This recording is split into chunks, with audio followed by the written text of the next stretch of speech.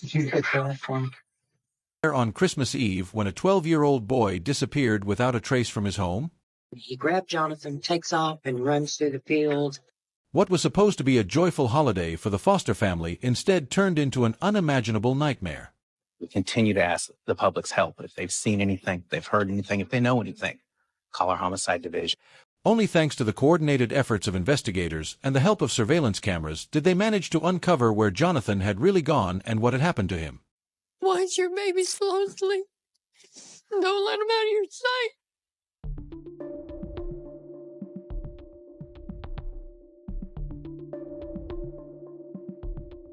12-year-old Jonathan Foster had been counting down the days to Christmas with excitement. For the first time in years, his dream was coming true. He would spend the holiday with his mother, Angela Davis, who had faced her share of struggles and hardships during Jonathan's early years. From the age of 6, he had been cared for by his aunt and grandmother, and it wasn't until he was 11 that he was able to live with his mother. By then, Angela had turned her life around. She had moved into the home of her best friend, Sharon, and was finally in a position to bring her son home. Jonathan was a kind and thoughtful boy, always willing to help others with a cheerful heart. Despite the love and care he received from his extended family, Jonathan deeply missed his mother and had long dreamed of spending Christmas with her. On his birthday, he asked for his birthday wish to be that he could go have Christmas with his mom. Angela worked as a cashier at a grocery store. That morning, she gave Jonathan her work number in case he needed to reach her and reminded him not to open the door for anyone. At around 2 o'clock, Angela's workplace received a phone call from Jonathan.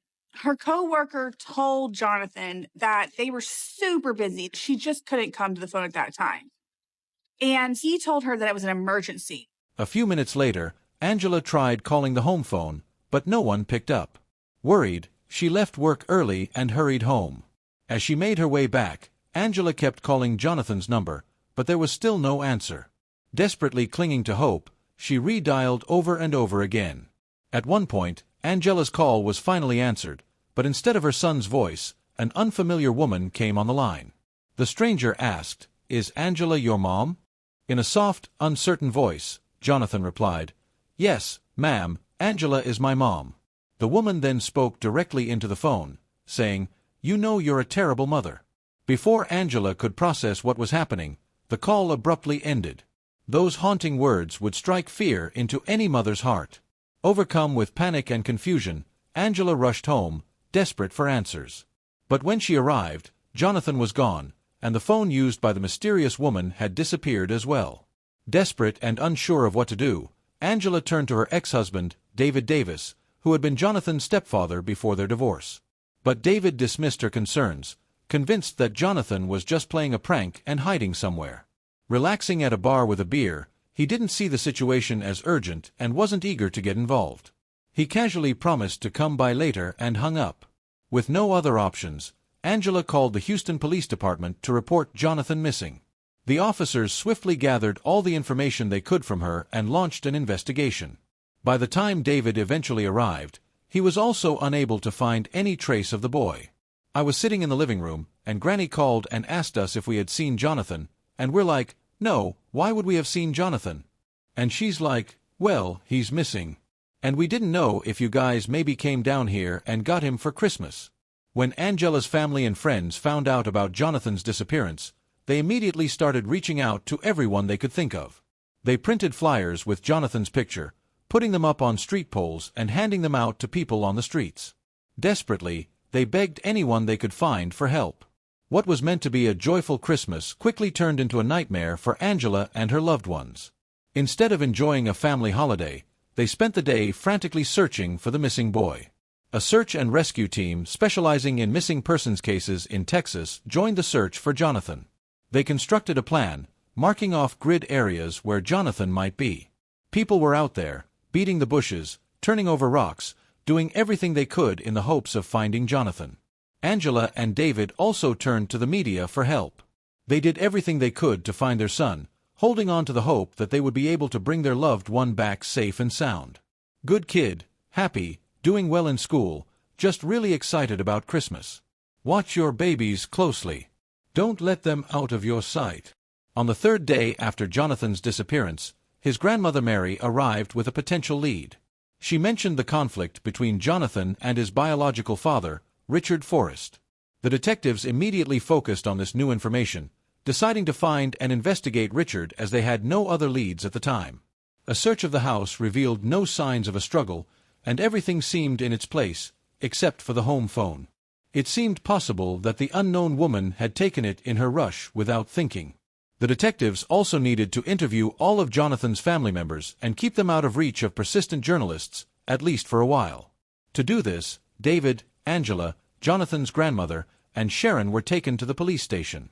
After gathering all the available information at the crime scene, the detectives began creating a detailed description of the missing boy, selecting photos, and organizing a nationwide campaign to spread the information. The goal was to rally every possible resource to help speed up the search. The first person the investigators interviewed was Mary, Jonathan's grandmother.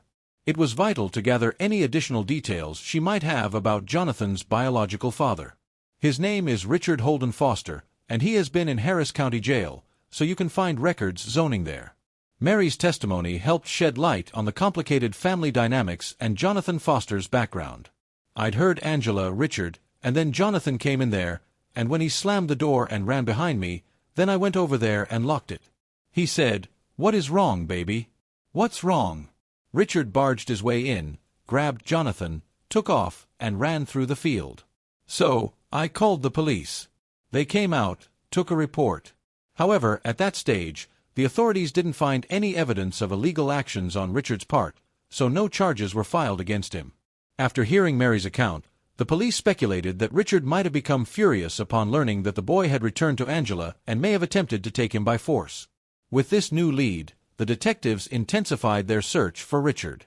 Angela was next called in for questioning, and the detectives wasted no time asking about her second husband, David Davis. Angela explained that one day when she came home, she saw bruises on Jonathan's body. Alarmed, she immediately took her son and moved in with a friend. The investigators speculated that Jonathan might have been causing tension with David, and that in an effort to get rid of him, David could have taken the boy. This idea seemed entirely reasonable to the detectives. At this stage, the police had two primary suspects: Angela's ex-husband, David, and Jonathan's biological father, Richard.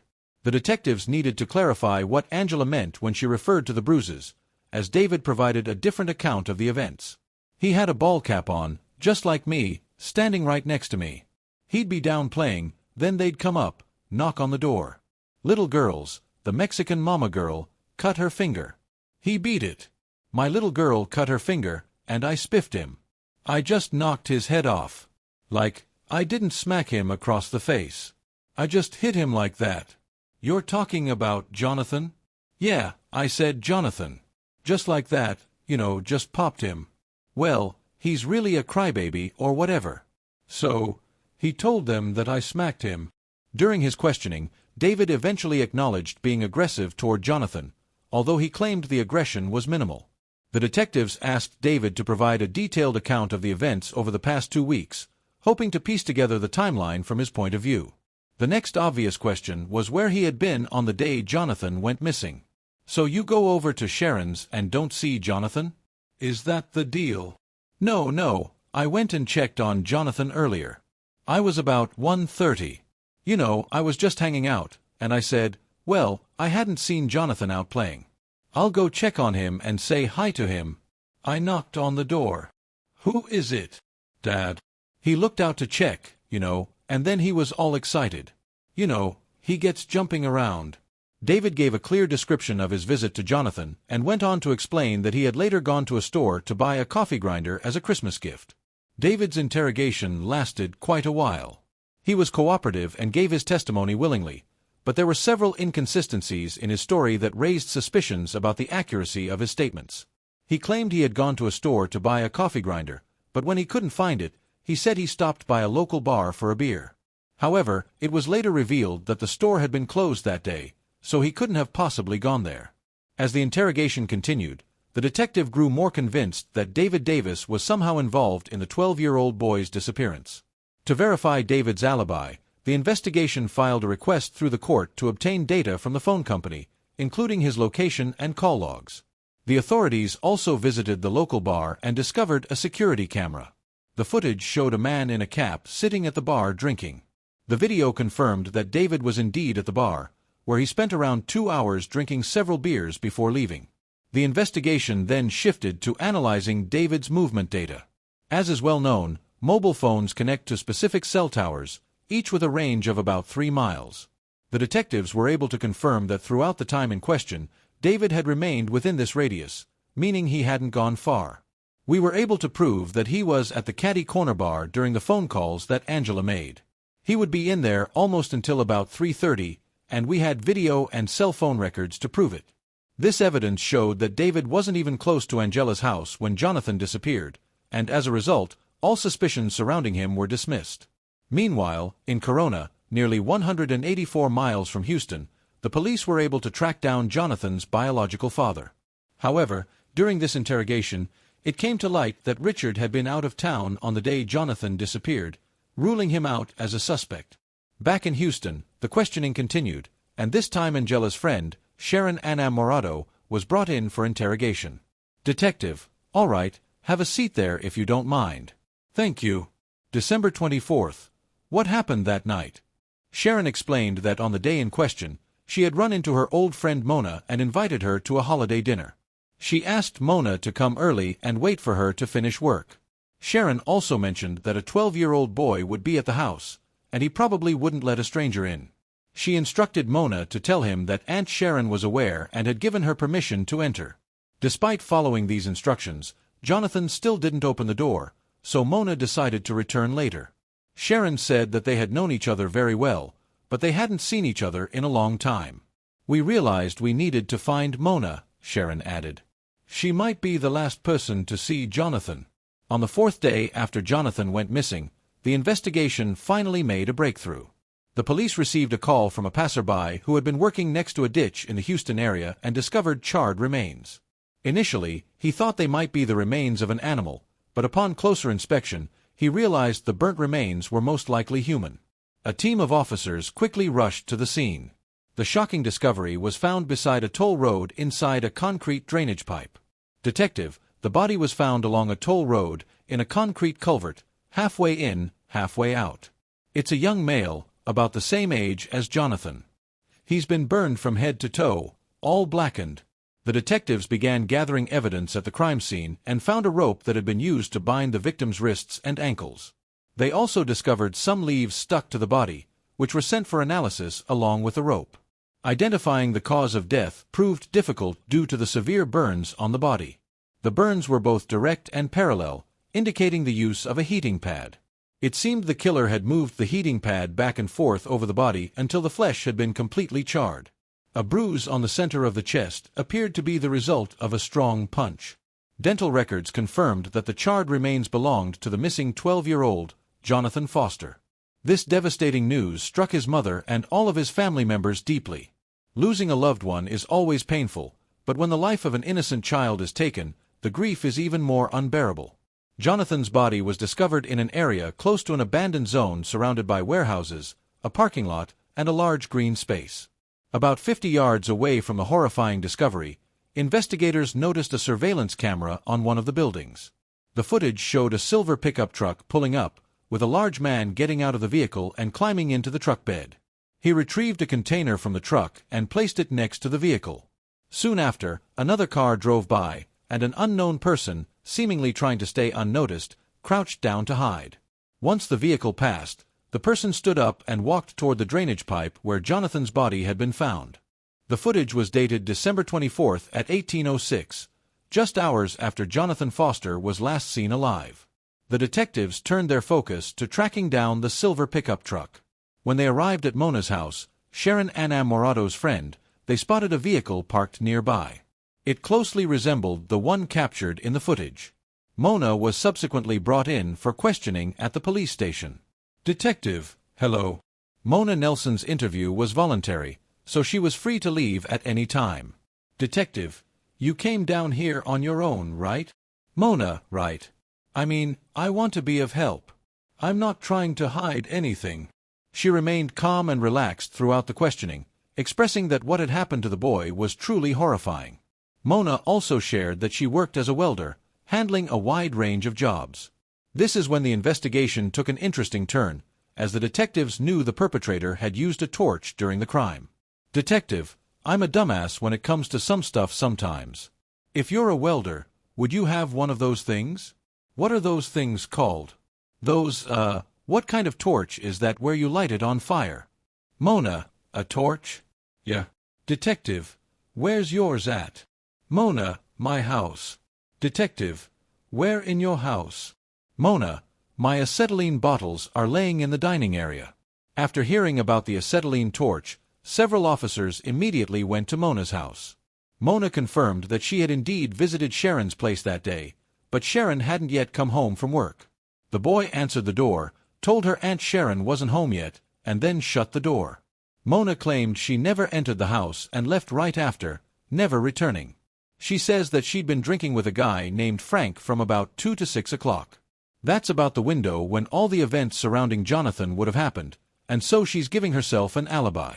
Our strategy was to point out all of her lies to paint her as a liar. It's clearly your truck. You're clearly identified. Now, bottom line is, what happened with that little boy? Why'd you do what you did? I didn't do anything to the little boy, Mona denied, firmly stating that she would never hurt a child, even unintentionally. She insisted that if anything unexpected had occurred, she would have contacted the proper authorities right away. Mona also denied speaking to Angela, claiming she couldn't have had a conversation with the boy's mother because she didn't know her and didn't have her phone number. While the interrogation was ongoing, one of the detectives spoke with Frank, who confirmed that Mona had visited him and they had been drinking together. However, he said she left his place at 2 p.m. This contradicted Mona's alibi, and she quickly became the prime suspect. Another team of investigators arrived at her home and started looking for evidence. Mona pointed them to the location of the acetylene tank, and they found it exactly where she had indicated. Investigators found a burned carpet in the trash bin along with a broomstick that had a charred end and a gray sweatshirt belonging to Jonathan. They also discovered a rope that appeared to be the same as the one used to bind the boy's hands. The detectives observed the leaves in both the trash and the yard of Mona's home, which closely resembled those stuck to the burned flesh. These types of trees didn't grow in the area where Jonathan's remains were found, and the nearest trees with similar leaves were about 6 miles away from the scene.